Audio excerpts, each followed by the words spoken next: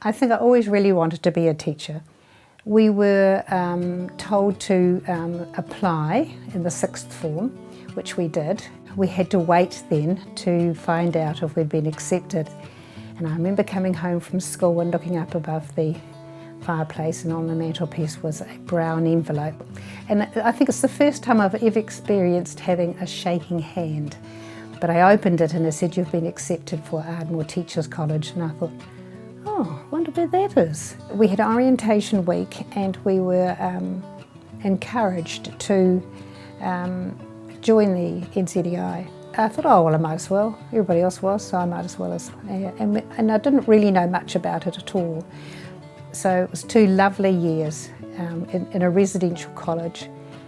We were trained very well indeed. We had lots of extra after hours things to do to keep us busy because it was residential. So those 2 years flew by, and we were placed for our first year teaching. The deal was that we were bonded to the country service and I got sent to Woodville. And I have to say I thought the end of the world had come when I got sent to Woodville, but I soon found that I had landed in the best school possible. We had a very young go-ahead principal who wasn't frightened to bring in the new changes and to stick by them. But I loved my first year. I went to live-in school and I found it was completely and utterly different from Woodville School, from a young, progressive, thinking principal to a man who was in his last probably few years of teaching or principalship. Huge school in those days, huge school.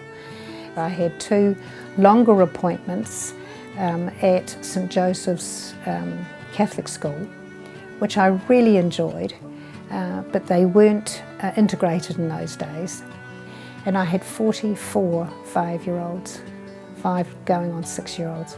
And one of them was my daughter, whom I put in a uniform and took with me, so I could do it. Yeah, so that was a bit of an eye-opener. And from there I went to, applied for a senior position at North School, and I stayed there for 33 years. So I really didn't get involved with actively going to meetings until mid-70s. And I thought, I'm just going to go along to one of those meetings and just see what happens. So I did, and it was being held actually at North at that particular time. And 2 things. One, the place was full of smoke because they all smoked, all chain smoked, I think. They were all older men and 1 older lady and me. So I think there was about a dozen there. And they talked about everything except NZEI stuff until the very end.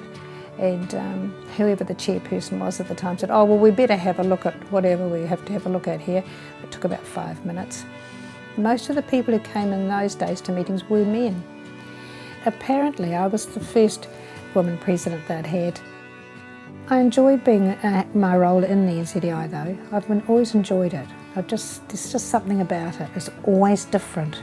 And every time we had a meeting or a get-together about something, there was always a reason for it. And the result was good. I've thoroughly enjoyed my 60 years. Couldn't have wanted a better career, not at all.